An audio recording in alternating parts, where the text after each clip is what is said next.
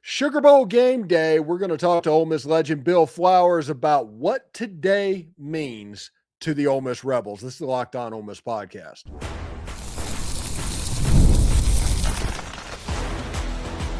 You are Locked On Ole Miss, your daily podcast on the Ole Miss Rebels. Part of the Locked On Podcast Network, your team every day.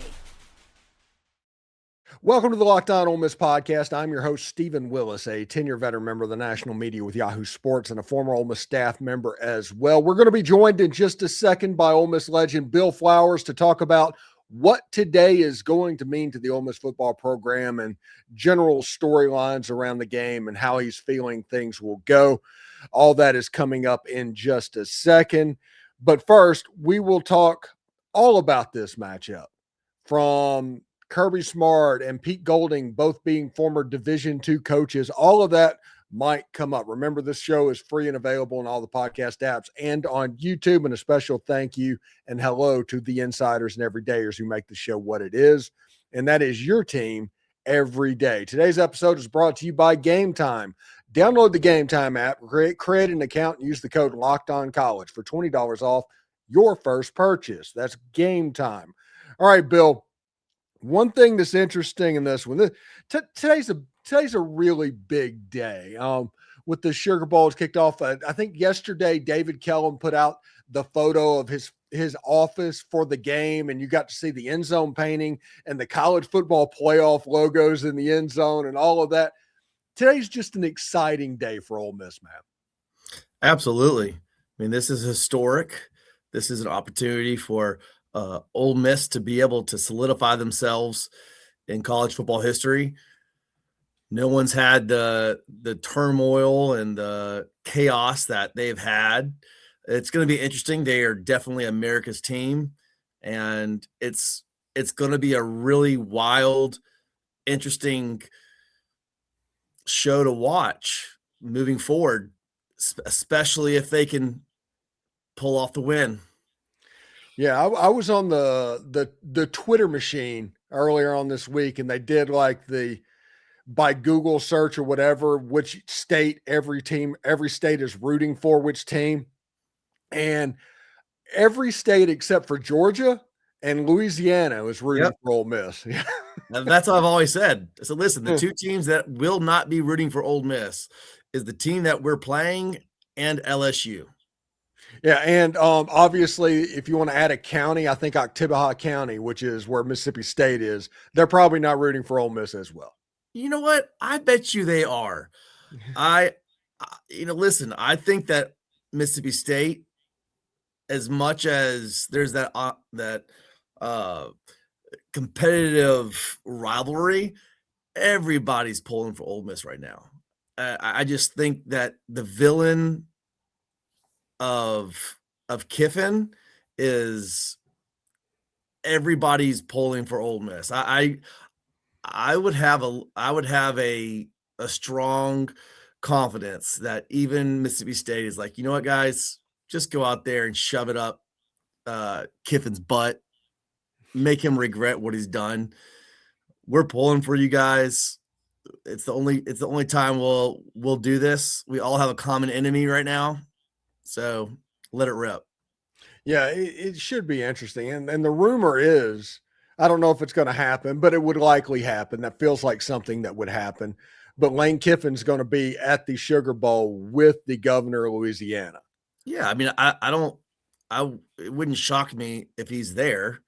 I think this is partially a recruiting trip for him. And his coaching staff, which there's 6 members on the Ole Miss roster, are currently having to, no, this is not us trying to recruit the players at Ole Miss to LSU. But I mein, listen, Kiffin's there to watch the players. He's there to watch the game. It wouldn't surprise me if he's there. It's his state now that, so I think publicity and creating chaos, is that anything outside Lane Kiffin's wheelhouse? Absolutely not.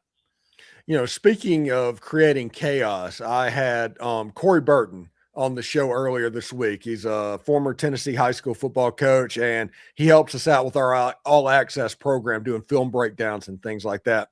But he said that it might be important in this game for Ole Miss to script some chaos in the first 15 plays, some tendency breakers, because Georgia is well known for being one of the most prepared teams that you will face. And the only thing close that you probably went is like that 2003 LSU game against Ole Miss. And it was Nick Saban. That's the same system. That was an over-prepared defense. Yeah. How would you break tendencies on this Ole Miss offense to kind of script it in to just put a seed of doubt in that Georgia's defense?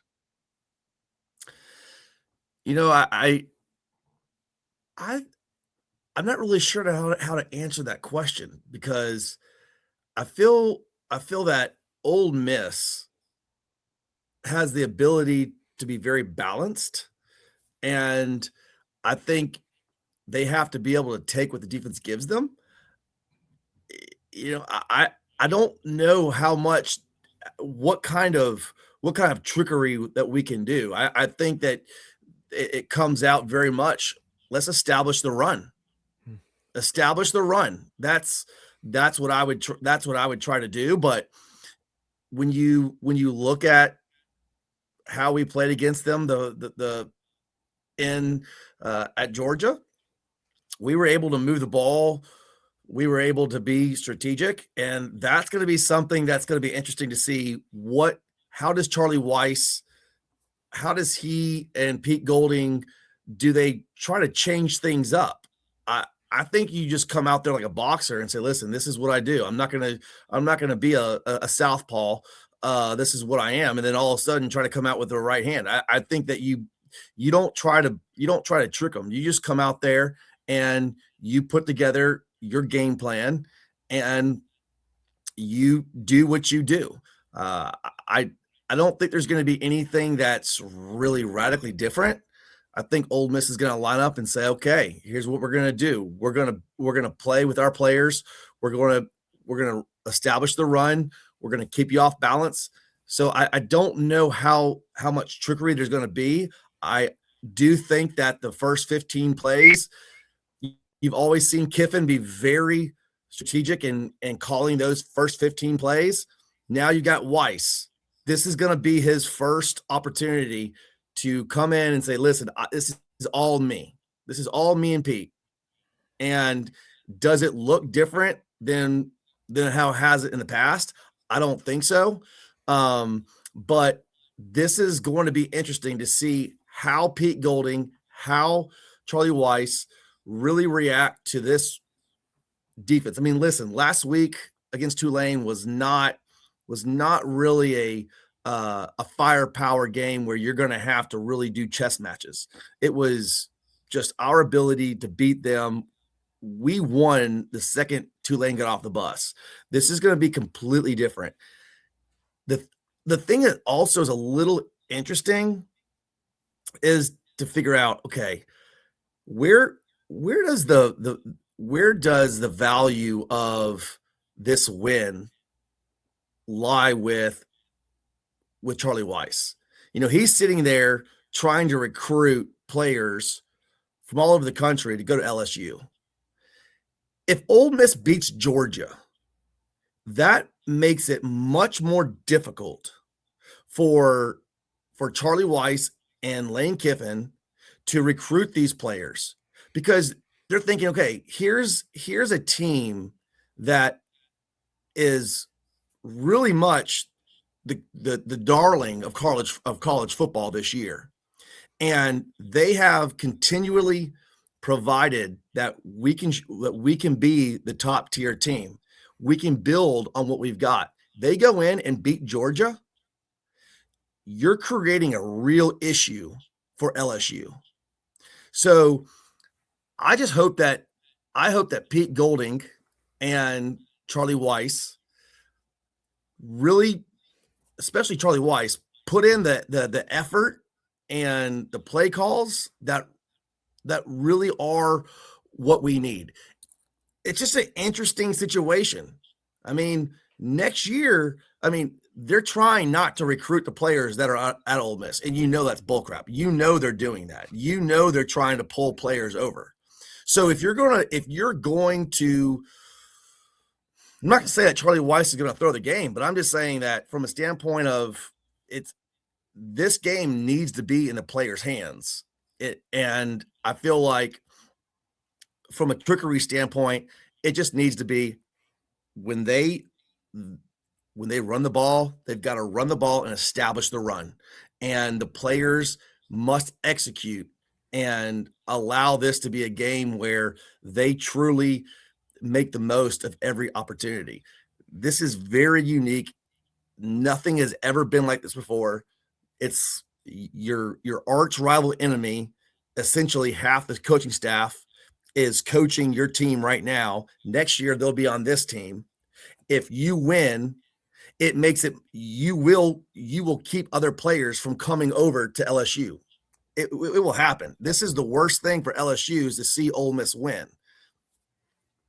So, yeah, and I didn't mean trick plays when I was talking about chaos. I was talking about basically tendency breakers, like when you run a formation to the boundary with 11 personnel, you run inside zone like 70% of the time. Maybe you broke an outside zone or throw a screen pass or something like that.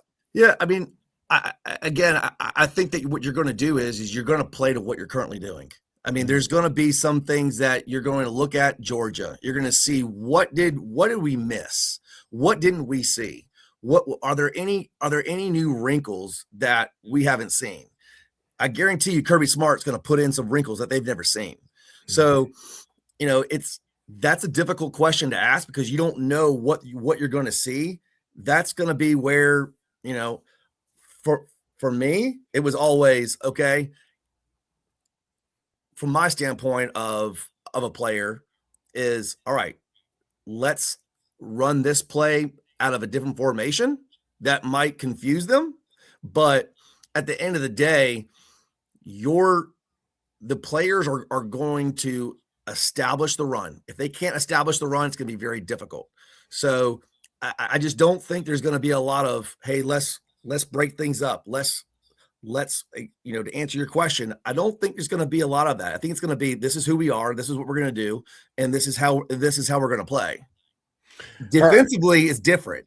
Offensively, I think you know what you've got. It's the defensive question is what I do think you're going to see a huge change in what you saw in the past. So the tendency breaker is going to be on defense, 100%, in my opinion. All right. Well, so when we come back, we will talk to Bill Flowers all about the Sugar Bowl game today. Today is finally the day. The Sugar Bowl is here. This is the Locked On Ole Miss podcast. Fridays feel different during basketball season, and FanDuel is making them even better. Friday night, before the games tip off, FanDuel gives new ways to kick off the weekend with NBA Happy Hour. NBA Happy Hour is your official pregame, a limited time window where special offers drop right inside the FanDuel app before the action starts. Fridays from 6 to 7:30 Eastern time have become appointment viewing with NBA Happy Hour. Opening the FanDuel app during Happy Hour always brings something new, either boost, bonuses, or surprise. It's easy to check out the weekly special before tip-off and make a move before the window closes.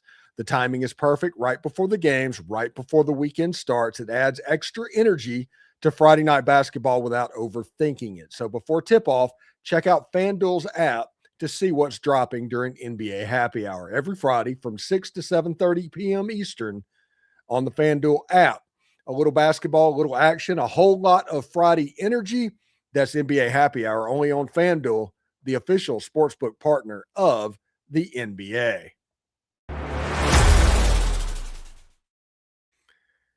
Do us a favor, like, subscribe, and comment on the video. Subscribe to the podcast on whichever audio podcast you're listening to and give it a 5-star review. It costs absolutely nothing, but it helps keep all of this free. Thank you for making Locked On Ole Miss your first listen of the day, and thank you for making Locked On the #1 sports podcast network. You already live your team every day.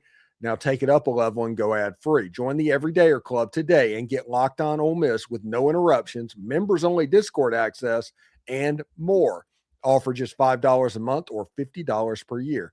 Go to lockedonolemmiss.supercast.com or check the link down in the show notes below. All right, Bill.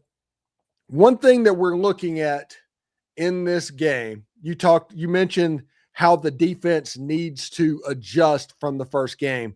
And I did a hit in Florida and was asking, it's like, what's the major difference that we need to pay attention to? And it's defensively. It absolutely is defensively. Before the Georgia game, Ole Miss had 5 sacks. Since the Georgia game, they had 20 sacks. That speaks to a scheme change a little bit, to where they're playing in the backfield more. They're doing better stopping the run. They're trying to create explosive plays.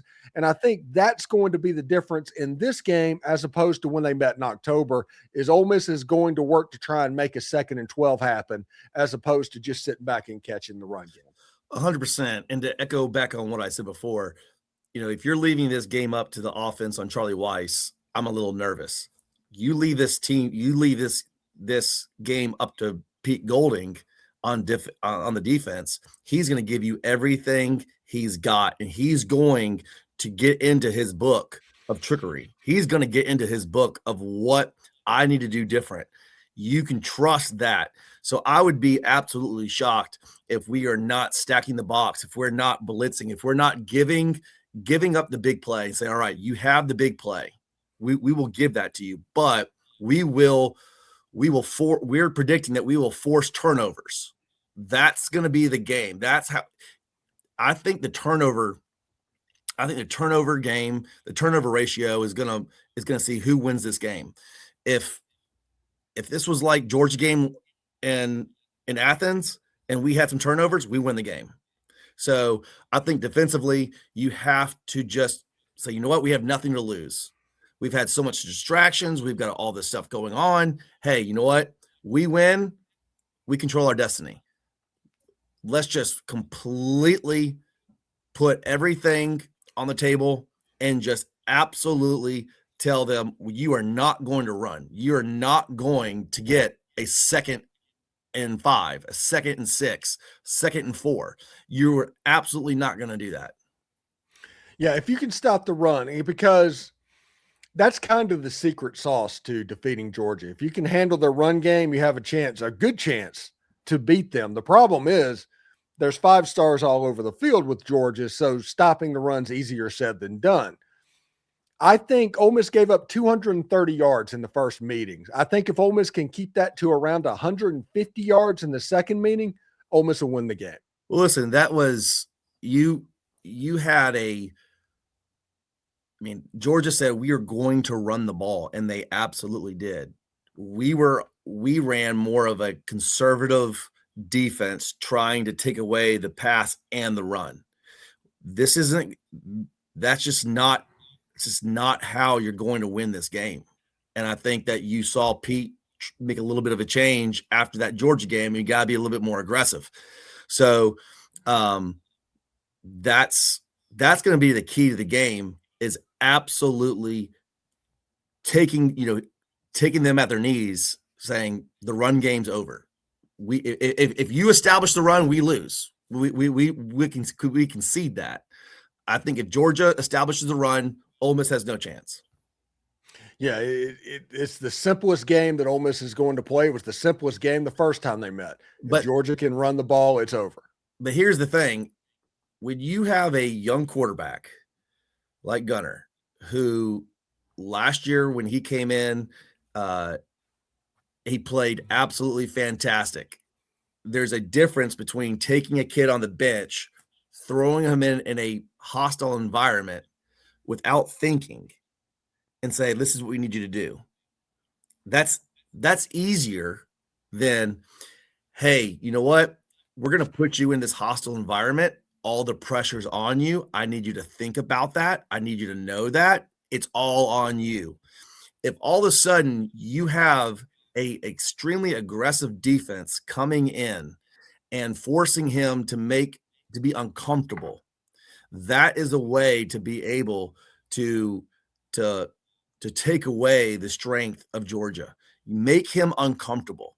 And I think that's a huge advantage. I mean, listen, this is a home game for Ole Miss. It really is. This is much more of a home game than it is for Georgia. So if you put them in a hostile environment and you put them in a hostile situation with a lot of pressure, you have a much better chance of winning this game, putting it on his shoulders, than you do the run game.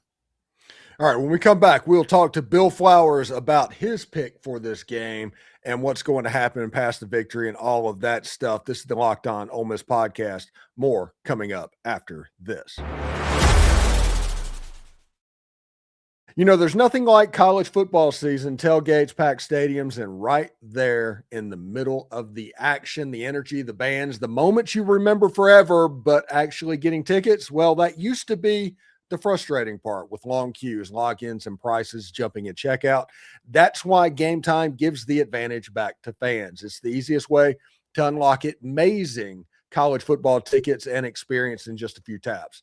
I opened up the Game Time app to see exactly what the prices were down at the Sugar Bowl, and to no one's surprise, it's the most expensive ticket in the quarterfinal round, but it was super fast to find great seats and tickets and stuff like that on the app. The app is incredibly easy to use. I went from browsing to buying tickets in just minutes. Take the guesswork out of buying college football tickets with Game Time. Download the Game Time app, create an account, and use the code LOCKEDONCollege for $20 off your first purchase. Terms apply. Again, that's code LOCKEDONCOLLEGE, all one word, for $20 off. Download the Game Time app today.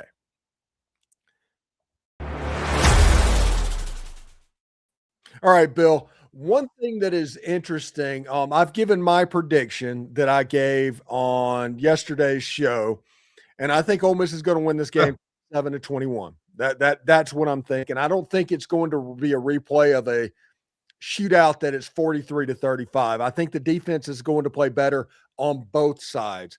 I think Ole Miss and Trinidad Chambliss kind of has a little bit of an advantage in this game, as he is a gamer and he has been in these games before.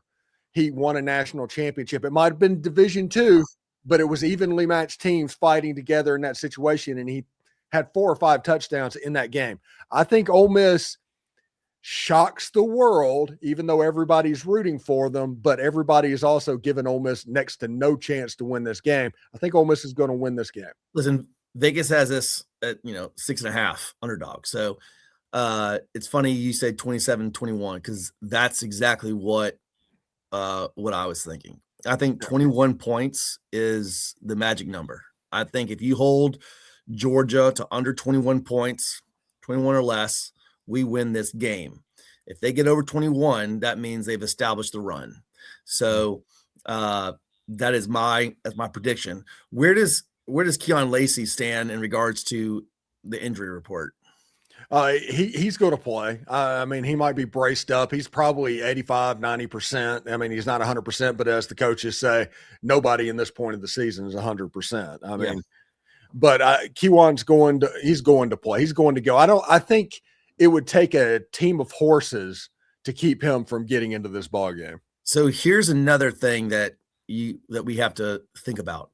Again, tonight will be interesting to watch Ohio State versus Miami. So Miami played last week. Mm-hmm. There was not a team that had a bye last year that won.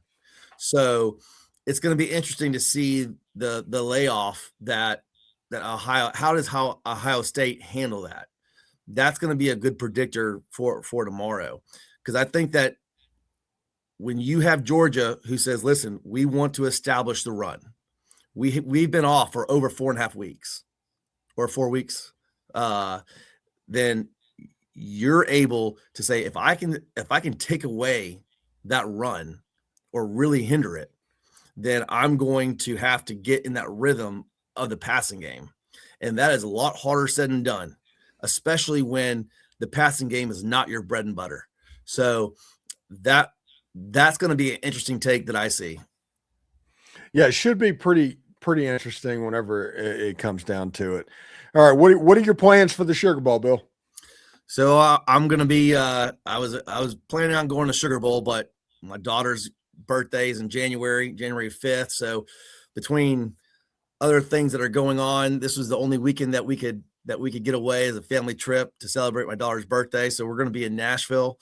I'm gonna be having to watch the game on my phone most likely. But when family calls, this is what you got to do. Take care of the family first. Absolutely, Bill. Thank you very much for stopping by, and we'll talk to you after the game, man. All right. Hotty toddy. Hotty toddy. Thanks for tuning in today to the Locked On Ole Miss podcast. Tomorrow's show will be a recap of this game that's coming up tonight. We'll have another pregame show a little bit later on. We're planning on Dalen Flowers being there, and then we will have a live pregame show with Mike Huseman at 6 o'clock Eastern time, 5 o'clock Central time. So make sure you subscribe, follow the show so you get all of the latest episodes. We're on all the social channels, so check that out as well. Prove it on social media to secure a free month of the Everydayer Club. What does that mean? Well, we're asking, did Locked On Ole Miss make your Spotify Wrapped? You can prove that. Just tag our national Locked On Podcast Network account on any social platform, and we will drop you the code. Be one of the first to join the Everydayer Club to get your favorite show ad-free and exclusive access to the members-only Discord channel. Corey Burton dropping film studies in there for all access users. Dalen Flowers is following reports from Oxford, Mississippi. Little quick 5-minute videos. You can check that out as well. You can join our subtext server to where you can contact with the show, ask questions. You can do all of that stuff. The All Access program is different than anything else that's out there, and I think it's very time effective and also helps make following Ole Miss football fun. So make sure, for those of you on video, we're going to send you over to the first ever 24/7 Locked On Podcast Network YouTube channel. And audio, make sure you find a second listen with Locked On College Football. Hotty toddy. The biggest football game in Ole Miss program history is tonight. The Sugar Bowl is here, and we should all be excited for what's going on. I know I am, but I'll talk to you later. Hotty toddy.